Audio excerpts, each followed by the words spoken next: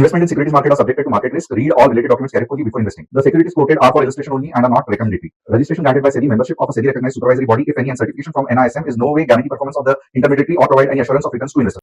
Hello friends, कैसे रहा कल का एनालिसिस? आप कल का एनालिसिस वापस एक बार देख लो, जहां पे रेजिस्टेंस 1 23,800 करके कहा गया था और फाइनल ये जो रैली खत्म होने वाली है वो 24,150 से 200 के आसपास कहा गया था। But at the same time 24 के एक स्ट्रॉन्ग रेजिस्टेंस है, ये भी कहा गया था। और आप देखोगे एग्जैक्टली आज के दिन में मार्केट ने हमारे पहले रेजिस्टेंस को कैच किया और वहां से निकल गया, जो कि है 23,800। अब मुझे मालूम है कि जो बहुत सारे ट्रोलर्स हैं जो ठीक से समझ नहीं पाते हैं एनालिसिस, या उनको एंट्री पॉइंट्स कहाँ से लेना है ये समझ में नहीं आता है, या बिना मनी मैनेजमेंट के या ट्रेडिंग साइकोलॉजी से अगर आप ट्रेड कर रहे हो और आप फ्रस्ट्रेट हो रहे हो कि क्यों आपने ये लेवल कहा था, अब क्यों आपने कहा था कि 10% ही चांसेस है मार्केट ऊपर जाएगा, बट इसके साथ भूल जाते हैं कि अगर कोई बड़ी इवेंट आ रही है, जैसे कि कल आई थी कि ट्रंप ने जो अपना टैरिफ है वो 1 महीने से पोस्टपोन कर दिया था, तो ये किसी के हाथ में नहीं है। अगर ऐसे इवेंट के कारण मार्केट पॉजिटिवली रिएक्ट करता है तो दुनिया का कोई टेक्निकल एनालिसिस ये मूवमेंट को कैच नहीं कर सकता। तो आपको लॉजिक को समझना है। यहां पे जो मैं बताता हूं वो चांसेस ऑफ प्रोबेबिलिटी है। फॉर एग्जाम्पल, वापस एक बार 1-2 मिनट लूंगा, खास करके उन लोगों को जिनको कंसेप्ट नहीं समझ में आ रहा है कि ये एनालिसिस को कैसे यूज करना है। ध्यान से देखना। अब फॉर एग्जाम्पल ए बी, और यहां से मार्केट ऊपर के डायरेक्शन में निकल पड़ा है, तो बहुत ज्यादा चांसेस है कि मार्केट में सी आएगा ही आएगा और हम सी के लिए ट्रेड कर सकते हैं। अब आप देखोगे सी के लिए कब ट्रेड करना है, जब इवेंट ए और इवेंट बी का हमें प्रॉपरली कंफर्मेशन मिल रहा है। बट अगर ए और बी मार्केट में हो ही नहीं रहा है, फॉर एग्जाम्पल गैप अप के बदले मार्केट गैप डाउन ही हो गया और मार्केट में 1 और 2 हो रहा है नीचे के डायरेक्शन में, तो आप कैसे कह सकते हो कि आपने कल कहा था कि मार्केट ऊपर जाएगा, मार्केट तो गया नहीं। बट आप ये भी समझो कि ये जो एनालिसिस था वो ऊपर के डायरेक्शन के लिए था। रात में कुछ ऐसे इवेंट्स आ गए जिसके कारण मार्केट बेरिश हो गया, तो फिर आपको बुलिश व्यू नहीं रखना है मेरे भाई या बहनों। आपको जिस तरीके से मार्केट की मॉर्निंग की ओपनिंग होती है, या जो लेवल्स ब्रेक होता है या रेजिस्टेंस ब्रेक होता है, उस हिसाब से आपको अपना व्यू चेंज करना है, क्योंकि रात भर क्या हो सकता है ये किसी के हाथ में नहीं है। फिर आप बुलिश व्यू नहीं रख सकते। अगर कुछ मार्केट नीचे एक लेवल के नीचे गिरा है तो फिर आपको बेरिश व्यू रखना है, और फिर आपको देखना है कि अगर 1 या 2 देख रहा है और मार्केट नीचे जा रहा है तो बहुत ज्यादा चांसेस है 3 भी आएगा और मैं यहां पे फिर ट्रेड करूंगा।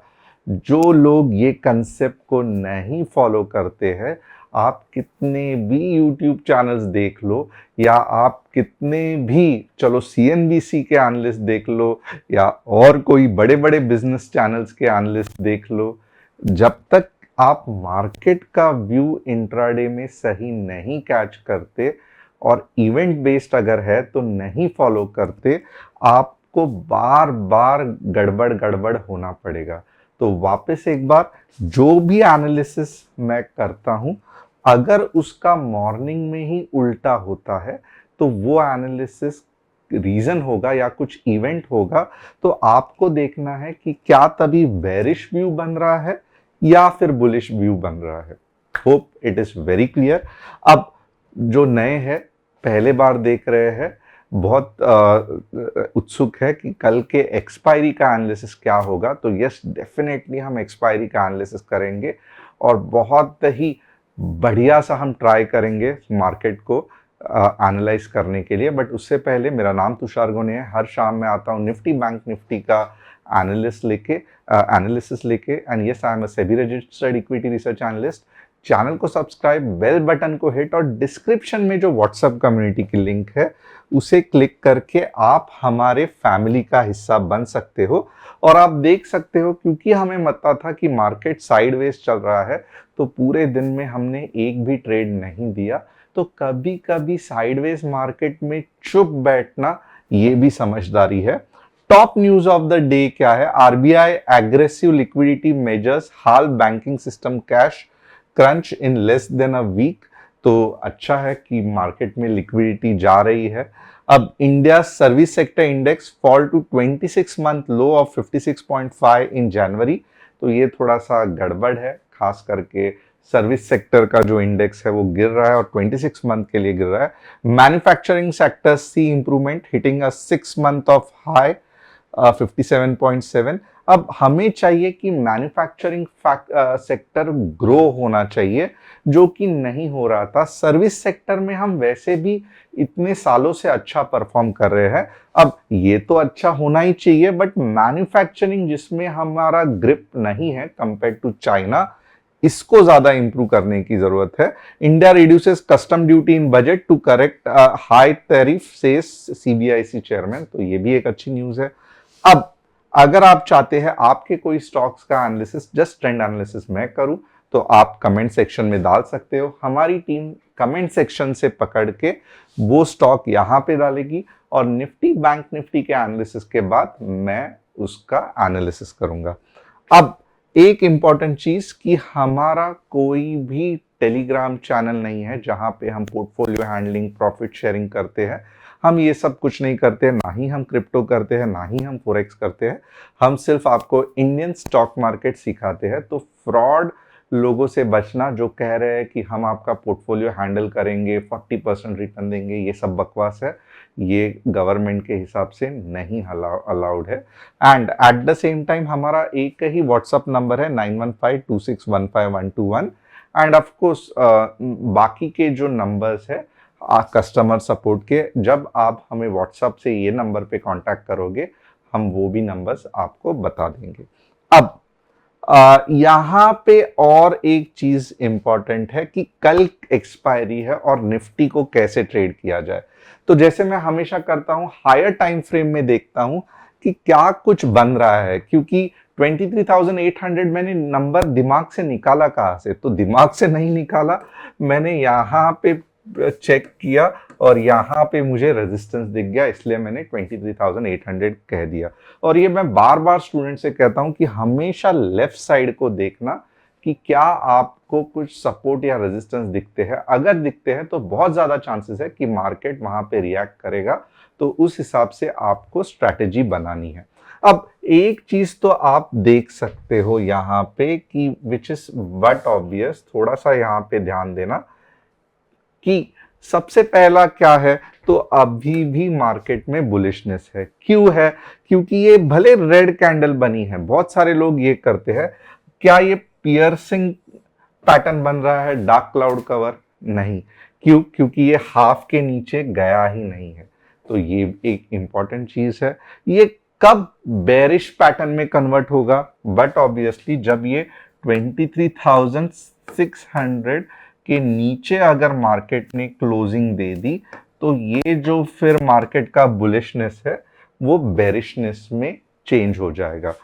पूरा कंफर्मेशन कब मिलेगा कि अब मार्केट का सत्यानाश हो गया, मार्केट नीचे ही जाने वाला है?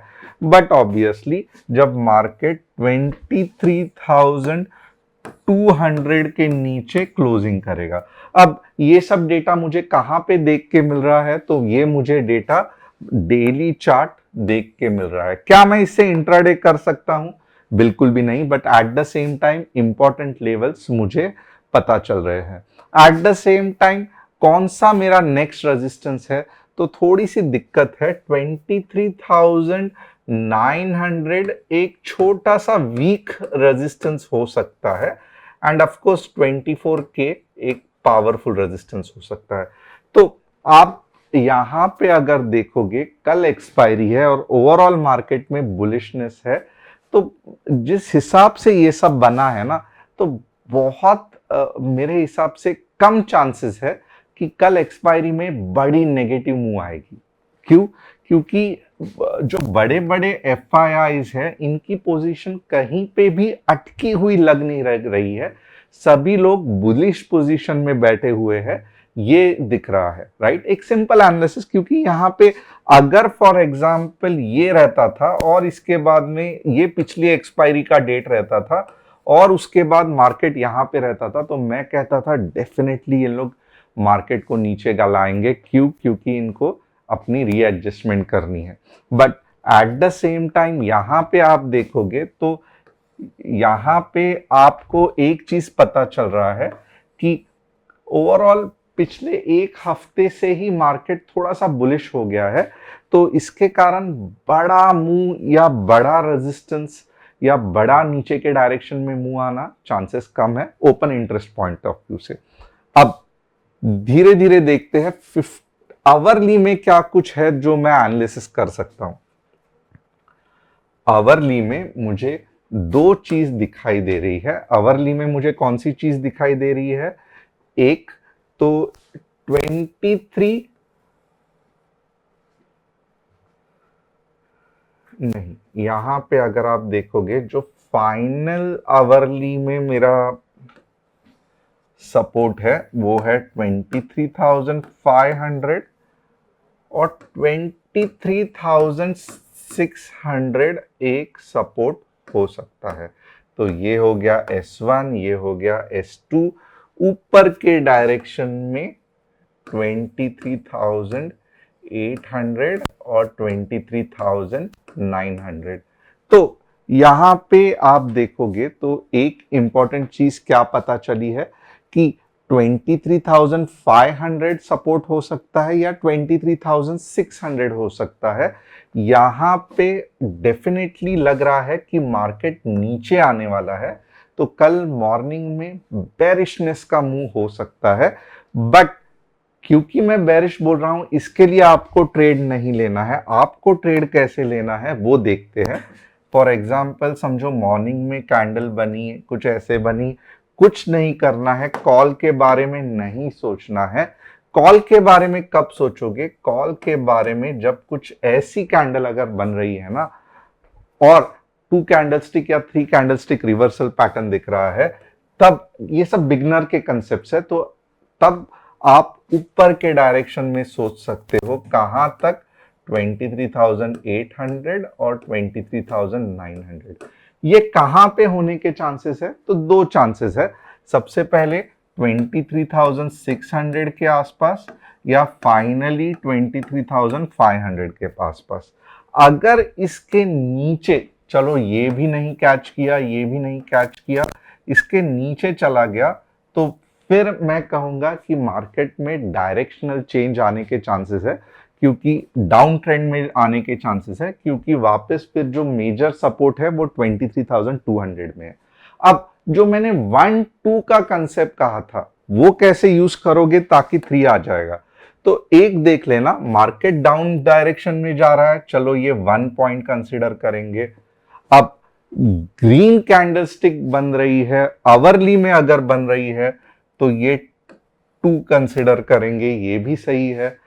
अब जैसे ही 1 और ये 2 पार्ट मुझे दिख गया, तो फिर क्या होगा कि मैं थर्ड पार्ट के लिए, जो कि अप डायरेक्शन रहेगा, उसके लिए अटेम्प्ट करूंगा। थोड़ा सा यहां पे फाइन ट्यूनिंग करूंगा, बट ज्यादा नहीं, राइट।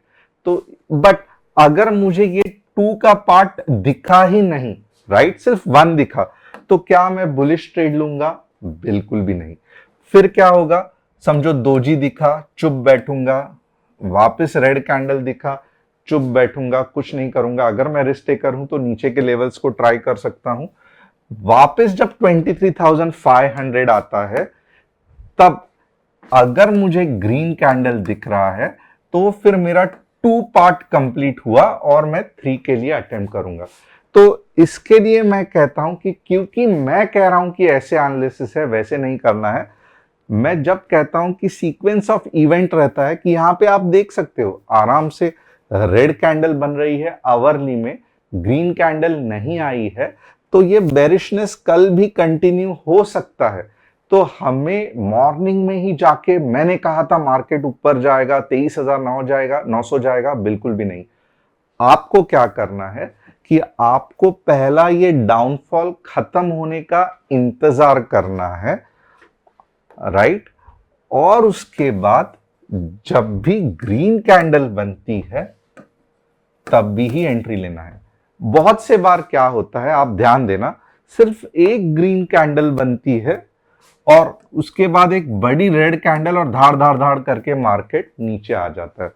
तो ये एक ट्रैप भी हो सकता है। ये ट्रैप को कैसे सॉल्व करना है ये डिस्कशन मैं यहां नहीं करूंगा, but at the beginner at least आपको 1 और 2 पॉइंट्स भी समझ में आए तो एटलीस्ट आपकी विनिंग एक्यूरेसी बढ़ जाएगी, मेरा इतना ही मानना है।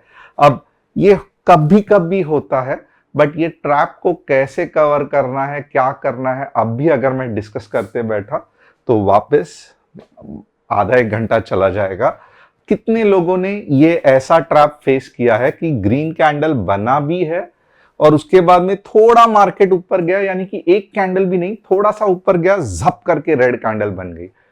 अगर ये बार बार आपके साथ हो रहा है तो आप ट्रैप करके लिखना। अगर ये आपने देखा ही नहीं है या आप बोल रहे हो नहीं मैं जब ट्रेड करता हूं ऐसा कुछ होता नहीं है, तो मैं रिक्वेस्ट करूंगा आपको नो ट्रैप करके लिखना। अब आप लोग कमेंट को ऑब्जर्व करना कि कितने लोगों को ये ट्रैप का कंडीशन मिलता है और कितने लोगों को ये ट्रैप का कंडीशन नहीं मिलता है। होप निफ्टी का एनालिसिस बहुत क्लियर है। 23,200 डाउन ट्रेंड शुरू, 23,600 एक सपोर्ट है, 23,500 पावरफुल सपोर्ट है, बट जब तक 0.2 यानी कि ग्रीन कैंडल नहीं बनती तब तक हम ऊपर के लिए ट्रेड नहीं लेंगे। अगर आप रिस्क टेकर हो, ये छोटी सी भी गिरावट को कैच करना चाहते हो, आप पुट साइड पे ले सकते हो, बट ओवरऑल मार्केट का ट्रेंड फिलहाल के लिए बुलिश ही है। अब आगे देखते हैं बैंक निफ्टी। बैंक निफ्टी अगर आप देखोगे ना तो मेरा यह मानना है कि बैंक निफ्टी अच्छा खासा 50K के यहां पे आके फिर ऊपर जा सकती है। तो 50K एक स्ट्रॉन्ग रेजिस्टेंस है, सपोर्ट है बैंक निफ्टी के लिए। ये एक अच्छा खासा स्ट्रॉन्ग सपोर्ट है। और रेजिस्टेंस कौन सा है? तो 50,400। तो कल मैं जिस तरीके से मानता हूं कि आपके लिए बहुत स्पेस है, निफ्टी से अच्छी स्पेस है बैंक निफ्टी में ट्रेड करने के लिए, क्योंकि बैंक निफ्टी बड़े मूव्स कैप्चर करने से अच्छा रेंज में जितना आप ट्रेड करोगे उतना बेहतरीन होगा। इसका मतलब क्या है? अगर नीचे के डायरेक्शन में जा रहा है तो 50,000 तक आप सोच सकते हो लेने का ट्रेड पुट के डायरेक्शन में, और यहां से अगर ऊपर के डायरेक्शन में जा रहा है तो वापस 50,400 या 50,350 के बारे में सोच सकते हो। तो होप आपको दोनों एनालिसिस पता चले रहेंगे। अब देखते हैं Ola. Overall a good EV stock. Ola electrical 2025 कुछ तो गड़बड़ लग रहा है, बट ये चार्ट सही नहीं लग रहा है। ओके, ये ओला इलेक्ट्रिकल है, ओवरऑल साइड ट्रेंड में ही है, तो कुछ नहीं हो सकता। अननेसेसरीली हमने भी देखा है कि कम से कम 8 से लेके महीने से 1 साल लगता है ऊपर जाने के लिए। आप जोमेटो देख लो, आप CDSL देख लो, आप LIC देख लो, हडको देख लो। तो नॉर्मली अब बजाज फाइनेंस हाउसिंग फाइनेंस देख लो, तो ये नॉर्मली IPO के बाद एंट्री नहीं करनी है, ये मेरा पर्सनल मानना है। और अगर कर भी रहे हो तो यहाँ पे एग्जिट करना आपको आना चाहिए, जो कि बिगनर्स को दिक्कत हो जाती है। एयू स्मॉल फाइनेंस साइडवेज चल रहा है, कुछ बड़ी मूव नहीं लग रही है, साइडवेज कंसोलिडेशन चालू रहेगा, तो ये इतने जल्दी रुकने वाला नहीं है। आप देख सकते हो लगभग 2021 से चल रहा है। इसका मतलब है कि ओवरऑल कंपनी वो लेवल से प्रॉफिट नहीं कमा पा रही है, जिसके कारण ट्रैक्शन नहीं मिल रहा है। तो ऐसे स्टॉक से थोड़ा सा दूर रहना अच्छा है। बॉश अच्छी कंपनी है, ऑलरेडी ऊपर जा रही है, कंसोलिडेशन हो रहा है, 26,000 एक सपोर्ट हो सकता है और फिर ऊपर जा सकती है। तो होप आपको एनालिसिस पसंद आया रहेगा। चैनल को सब्सक्राइब, बेल बटन को हिट और डिस्क्रिप्शन में जो व्हाट्सएप कम्युनिटी की लिंक है उसे क्लिक करके आप हमारे फैमिली का हिस्सा बन सकते हो।